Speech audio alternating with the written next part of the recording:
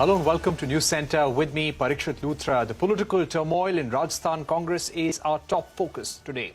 Congress may have swung into damage control mode. Observers have recommended that Chief Minister Ashok Gehlot be kept out of the Congress presidential race. The recommendation comes after over 90 legislators loyal to Chief Minister Gehlot have put forth their resignations to Assembly Speaker. The resignations came right before the scheduled Congress Legislature Party meeting to decide on his successor. The MLAs were miffed with the leadership for reportedly looking at Sachin Pilot take charge of the Chief Minister's post once Gehlot gets elected as the party president. Remember, Pilot led a failed rebellion against Ashok Gehlot a few years ago. Joining me now to take this forward is political analyst Desh, Ratan, Nigam and senior journalist Sharat Pradhan. Sharat Pradhan, how do you see this rebellion in the Rajasthan Congress? This is an open defiance of Sonia Gandhi and Rahul Gandhi's leadership. What signal does it really send out? Well, it's simply, in a nutshell, what it conveys is a lack of adequate leadership in the party. And it is typical of the Congress to be going on a suicidal path. And this, had it not been, I think there is lack of leadership. When I say, it means that if such a development was taking place, and the Congress president had sent her nominees there to take, as observers, which is Lalit Makan and Khadge. Now, there was every reason for them to be knowing that such a development was taking place. So it reflects poor leadership. And I will also not be surprised if, this is an occasion for the BJP to jump. It is like giving it to the BJP on a platter and a chance to strike their Operation Lotus, as it is called. Because these are the kind of things one had witnessed in Punjab. I don't know why the Congress doesn't wake up, especially at a time when Rahul Gandhi was carrying out this much publicized Bharat Jodo Yatra, and which was seeming to get some success somewhere, was making dents at the right places. And at this juncture, if this kind of a development takes place in a state like Rajasthan, where Congress has been doing pretty well, shows that there is something wrong somewhere. And I would also not be surprised if there could be a BJP hand behind it. It could be anything. It is also lack of leadership of the Congress. At the same time, if Congress allows BJP to mess up with them in this manner, then it is also a bigger shame for the Congress. Right. All right, Desh, Ratan, Nigam, to come to you, do you think this crisis could have been avoided? Could things in Rajasthan, the transition for Ashok Gehlot from Rajasthan to the Congress party president's post, could it have been handled better? Parikshit, no, it could not have been handled better, because the underlying cause, one has to pay attention to the underlying cause.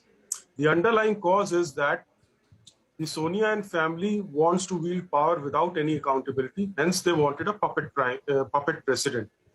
And once you want a puppet president, and Gehlot knew about it very clearly, therefore he did not want to give up his CM's post. And the actual power resides in the state. He would have been a puppet president, which he clearly knew. Therefore, the real cause of the entire crisis is the de facto control of the Congress party through a puppet president by Sonia and family. Till that changes, nothing will change in the Congress. And there is a clear possibility that once you allow two factions to fight, and in fact manufacture their fight, the central leadership manufactures the fight in the state, then both these leaders weaken and the central leadership becomes strong, which is a standard operating procedure when you divide and rule. That is exactly what is happening. Yes, Gehlot and Sachin Pilot have a history, animosity and rivalry both. And 2020 episode is also very clear. But if you recall, Gehlot has always become a CM at the expense of somebody else. CP Joshi in 2008, and subsequently in 2018, when it was said the Sachin Pilot was actually responsible for the Congress's win in Rajasthan, he again became the president. So because of his closeness or sycophancy with the Sonia and family. So if you look at the entire, chain of events, this was bound to happen. It could not have been handled better because the underlying cause is very different. It is not mere rivalry between Gehlot and the Pilot camp. It lies with the central leadership. Central leadership does not want to lose control in any way of their control over the Congress. And secondly, say for example, it is accepted that Gehlot is out of the race. Then Shashi Tharoor, there is a chance that Shashi Tharoor becomes the president of the party. Then will he be a problem for the Sonia and family? Because he carries a lot of independent mind. But then he has got certain criminal cases against him, which are still pending against him. That is also an issue with the Congress has to handle. Right. All right. Mr. Nigam, we'll have to wait and see who all filed their nominations. Shashi Tharoor has taken a form for the post of Congress President. He will be filing his nomination. That is what we hear. Ashok Gehlot, the reports now coming in is that he may not file his nomination at all. Sharat, Pradhan, we believe that Kamal Nath will now be holding meetings with Sonia Gandhi and Rahul Gandhi. Do you think that he could be their choice of candidate, even though they say they will be neutral in this election? He will be the person whom they will be indirectly backing in this election? Possible choice, maybe a good choice. What do you feel? No, well, it may good or bad, one cannot say at this juncture what Kamal Nath used to be and what Kamal Nath is. We have seen how he handled his own state and virtually lost power. The point is that, you know, what is being missed out and what the BJP minds are thinking is very clearly evident. You know, what is being overlooked is the fact that Sachin Pilot had the way he had been bought over by the BJP. It was an open secret. The manner in which he was sitting in their lap in Manesar, when he tried to wean away Congress MLAs, and he failed in his mission. After that, there was no reason for the Congress party to have given him this kind of importance that he got. Fine, he's a young, enthusiastic leader, but that doesn't mean that you should be betraying the party. Ashok Gehlot, for that matter, has never betrayed the party. He has, and he's also been very loyal to the Gandhis. To say that he has stage managed this sounds quite ridiculous. That why should he be doing it? If he did not want to become the Congress president, or they say as puppet president, which is laughable, then he could have stopped. He is holding fort in Rajasthan, and everybody knows that he has his own, because if that was not the case, then 92 out of the 108 MLAs would not have stood up in his support and against Sachin Pilot. Sachin Pilot has cut a very sorry figure in this whole game, but there seems to be, that is why I suspect that there could be a BJP hand, because Sachin had played into the BJP hands, and he could have become an instrument again in pushing himself in this case, so that this was very natural for Ashok Gehlot to have reacted in this manner. And with all these people, I mean, I don't believe that all these MLAs could have resigned without the concurrence of Ashok Gehlot. But there is something else cooking, and BJP with all its with what is called the Lotus Operation Lotus, so it could be trying this anywhere. Right. And how vicious can they get? All right. So let's wait and see. All right, let's wait and see. We still have about 3 days to go for the nomination period to end. Let's wait and see what happens in this election for the Congress president, also the rebellion in Rajasthan. But clearly, the leadership is upset with Ashok Gehlot, and Ashok Gehlot has made it very clear that he will not have anything to do with Sachin Pilot when it comes to the Chief Minister's position. We've run out of time, but Desh, Ratan, Nigam, Sharat, Pradhan, thank you very much for joining us here on Newscentre. We're going to take a short break, but coming up, rumours surrounding President Xi Jinping flood social media. We'll get you a fact check from China after this short break. Don't go anywhere.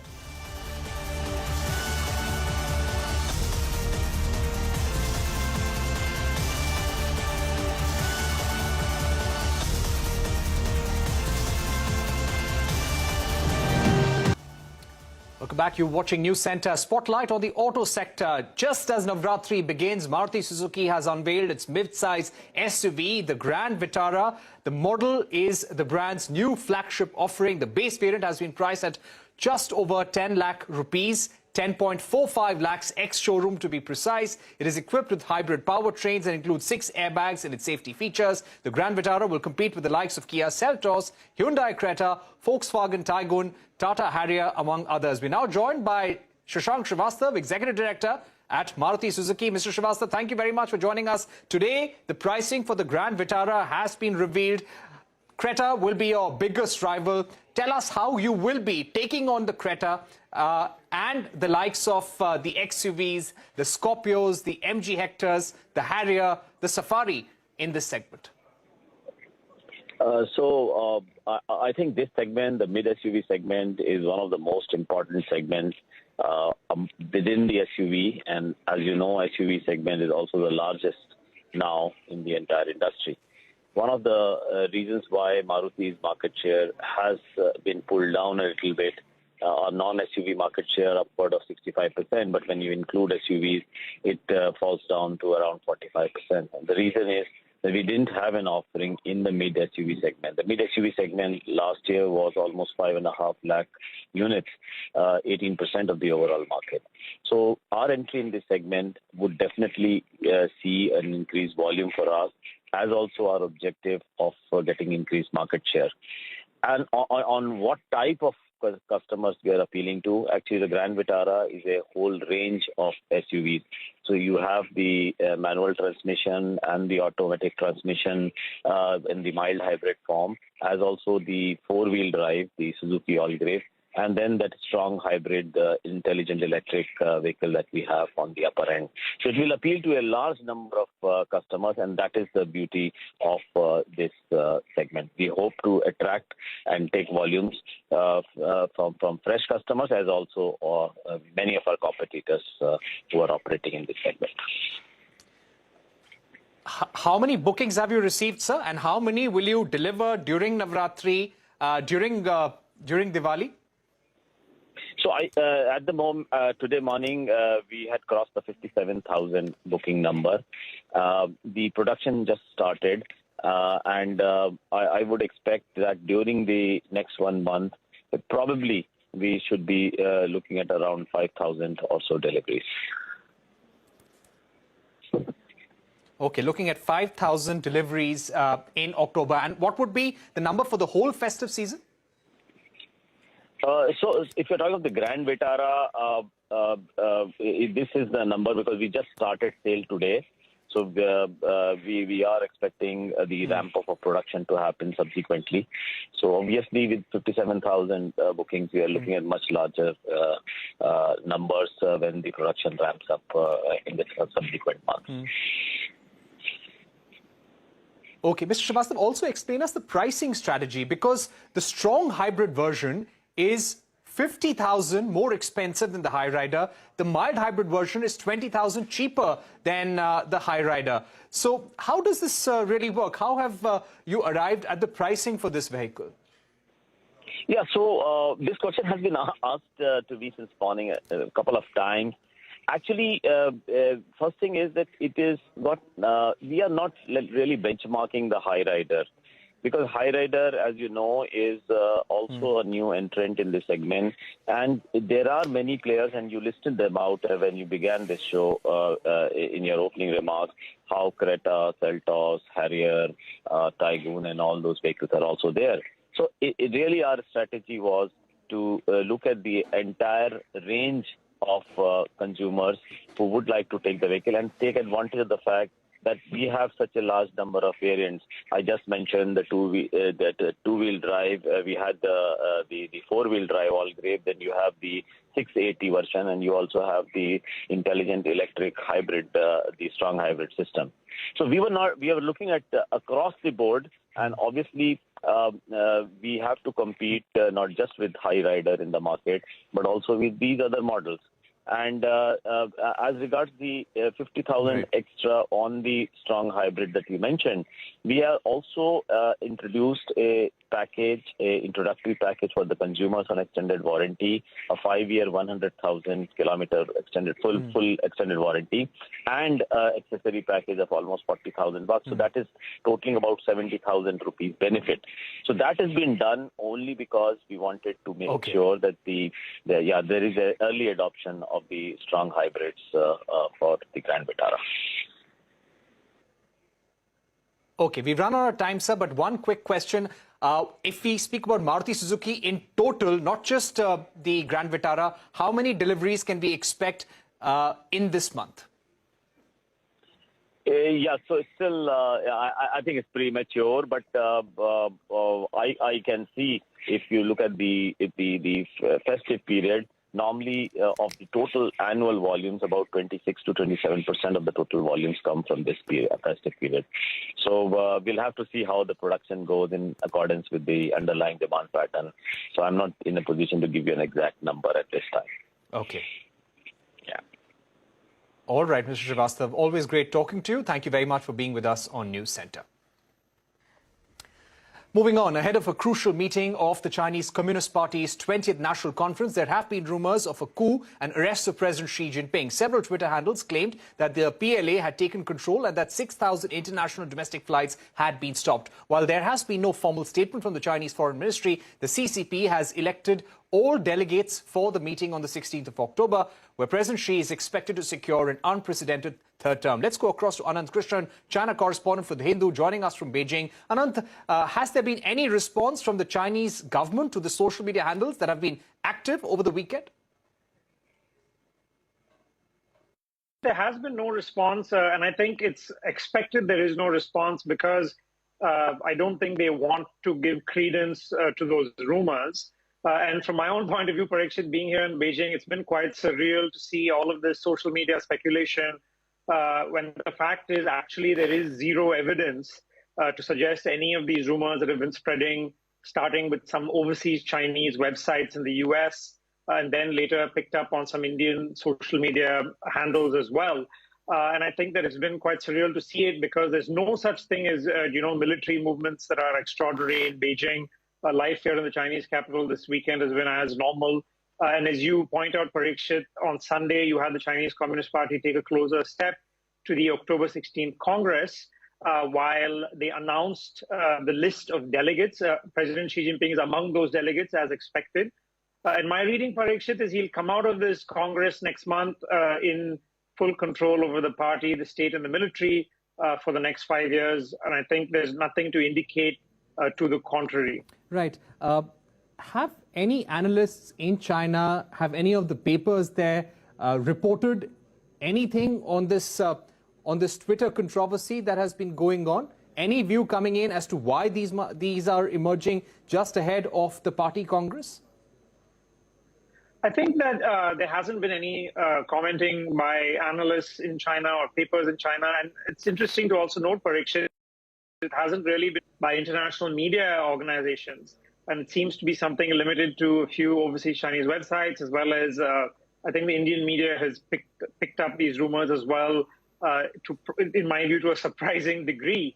I think that it is common to see these rumors in overseas Chinese websites in political seasons in China. And especially this is a particularly sensitive year because it's a once in 5 year party Congress, which will see Xi Jinping finish 10 years at the helm. It's also because there is some disquiet in China over the zero COVID policies of the Xi Jinping government.